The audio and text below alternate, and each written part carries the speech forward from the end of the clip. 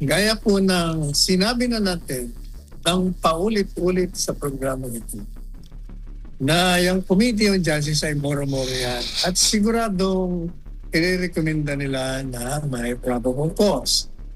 At yan nga po nangyari. Hindi po tayo ng hula kaya ng akusasyon ni Ping Lacson na nanguhula lang tayo.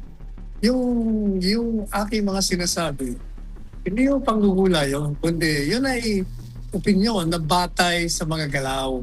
Makikita mo naman, napakadaling basahin ng mga yan. Sapagkat yung ginawa nilang Hearings Committee on Justice na mini-trial ang tawag nila na tumatanggi na preliminary investigation na hindi naman preliminary investigation dahil irregular talaga ang ginawa nila. Kaya nga tumakbo sa Korte Suprema ang mga abogado ni Vice Presidente Inday Sara. Ang katotohanan talaga niya, yan ang planado na yun. Kaya kita niyo unanimous. Pati yung mga kumukontra, bumoto rin.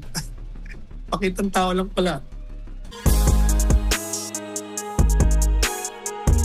Nga nagkaisang magpasya ang House Committee on Justice na may probable cause yung dalawang impeachment complaints laban kay Vice President Sara Duterte matapos ang botong walang tumutol sa mga miyembro nito. Dahil dito ihahanda na ang articles of impeachment na isusumiti sa plenaryo kung saan kinakailangan ng 1/3 vote upang tuluyang na ma-impeach ang Vice Presidente at maipasa ang kaso sa Senado para sa paglilitis.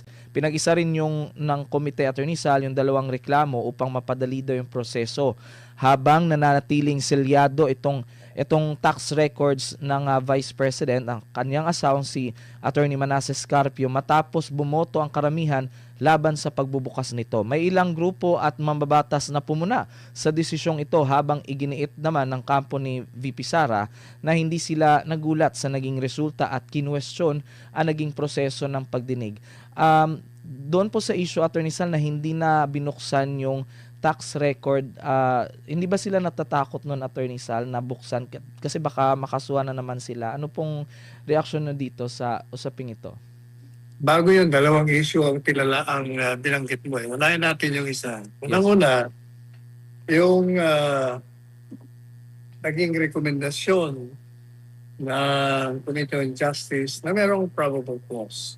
Gaya po ng sinabi na natin ng paulit-ulit sa programa ito na yung Committee on Justice ay moro-moro yan at siguradong i-recommenda nila na may probable cause. At yan nga po nangyari. Hindi po tayo ng hula kaya ng akusasyon ni Ping Lacson na nanguhula lang tayo. Yung aking mga sinasabi, hindi yung panghuhula yun, kundi yun ay opinyon na batay sa mga galaw. Makikita mo naman, napakadaling basahin ng mga yan. Sapagkat yung ginawa nilang Hearings Committee on Justice na mini-trial ang tawag nila na tumatanggi ng preliminary investigation na hindi naman preliminary investigation dahil irregular talaga ang ginawa nila. Kaya nga tumakbo sa Korte Suprema ang mga abogado ni Vice Presidente Inday Sara. Ang katotohanan talaga niya, yan ang planado na yun. Kaya kita niyo unanimous. Pati yung mga kumukontra, bumoto rin. Pakitang tao lang pala. Pero yung si Suntay, hindi ko naman maintindihan ito si Bong Suntay. Bakit ka absent? Tapos nandun ka para meron man lang dissenting voice. Siguro meron isang lakad. Anyway, so gaya na sinabi natin, ngayon na nirecommit na nila. At sinabi na natin yan. Hindi yung tayo nagpapagod na itatransmit. Ito, ulitin ko na naman. Sigurado, mananalo sila sa plenaryo. Pero hindi nila makukuha yung 215 votes na isinagawa nila o ibinoto nila noong nakaraang impeachment of last year. Makukuha nila yung 1/3, maka 100 plus, but definitely hindi yung 215. So, itatransmit na nila sa Senado. O mangyayari na naman mo yan. Sabihin naman nila, nanguhula ka naman. Hindi nanguhula yung Ping. Yan eh, batay sa mga galaw nyo. Kaya marami tayong sinasabi dito na nangyayari. Di ba? O anong tingin mo, Carlo? Di ba marami nang sinabi natin na palaging nangyayari bago pa mangyari? Hindi pang huhula yun. It's not even a prophecy. It's yun ang tinatawag na scientific analysis. Merong predicate, kaya malalaman natin ang kalalabasan. Pero mga assumptions, at yung assumptions, hindi lang yung haka-hakang assumption. Yung po ay nakikita talaga yung galaw nila. Kaya madali talagang basahin. Now, puntahan naman natin yung sabi mo anong gagawin nila. Unang-una, ito naman mga biyaya, kung hindi ba naman sila may pagka, ano rin eh. Hindi mo malaman kung natakot o mahina, bumasa, mga abogado naman. Bawal. Sinabi na nga bawal, hindi po pwedeng ilabas. Pero dinala pa nila, silyado at iniwan. Alam niyo na nga bawal, dinala niyo pa. Alam niyo na nga bawal, iniwan niyo pa. Hindi ko para kayong, para kayong mga elementarya na may hina, upintindi.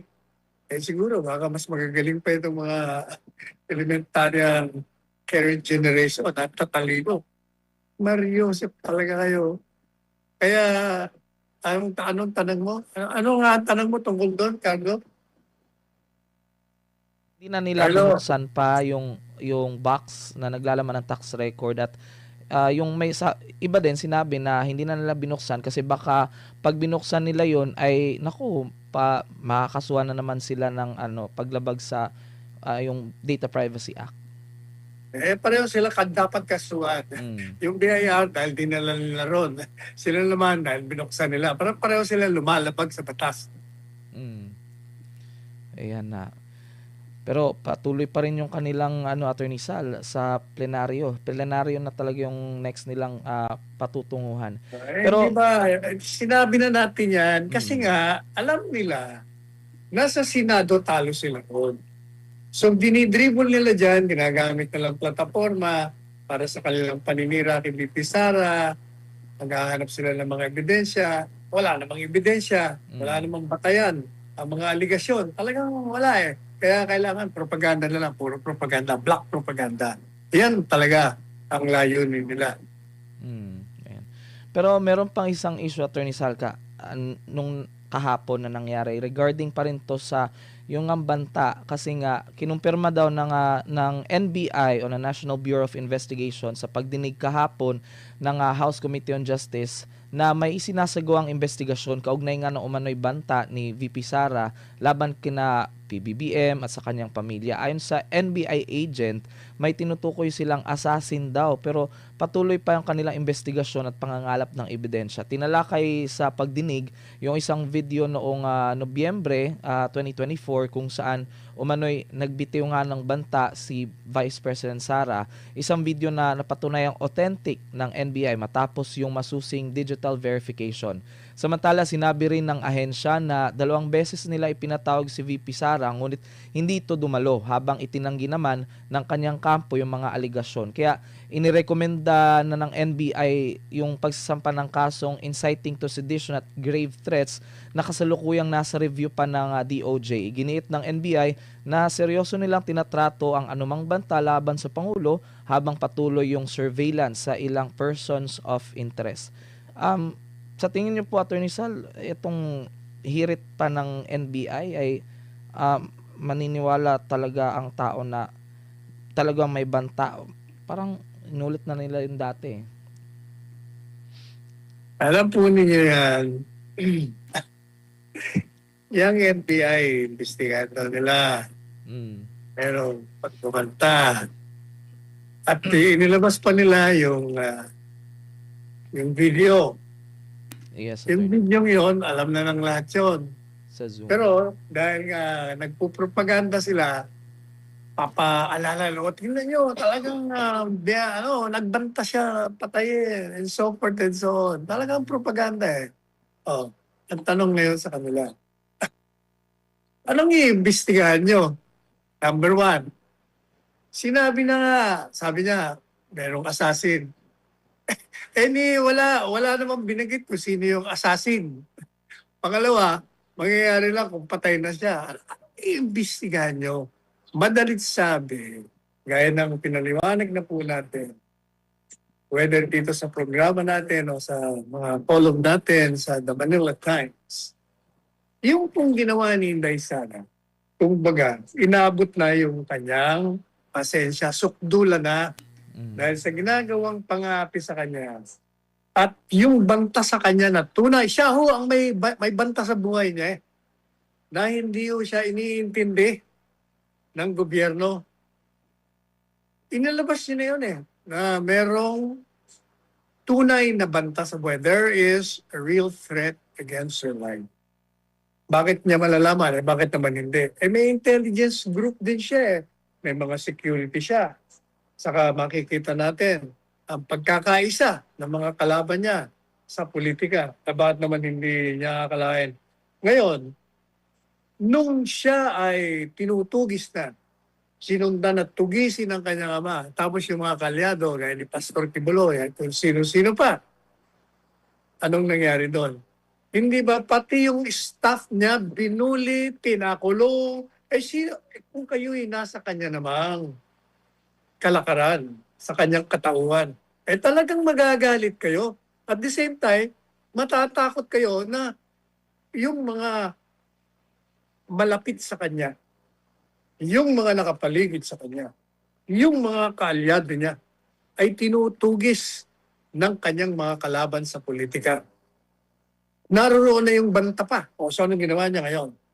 Ginawa niya, ginamit niya ang plataforma upang ilantad na muli ang banta sa kanyang buhay at ginagawa nilang pag-aapi sa kanya at paglabag sa karapatan ng Vice Presidente at ng mga staff niya.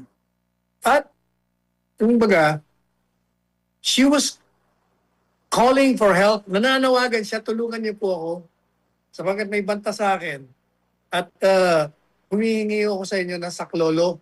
Bigyan niyo ako ng katarungan kasi pag ako'y napatay, etong mga taong ito ang pinaghihinalang pumatay sa akin. Kaya, meron na akong kinausap. Pero actually, ano lang yun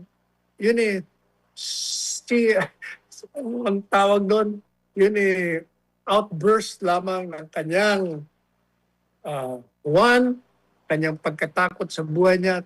Two, yung galit niya sa ginagawang paninira sa kanya, pagsalakay sa kanyang mga staff. At number three, humihingi siya ng saklolo sa taong bayan, tulungan niyo ako.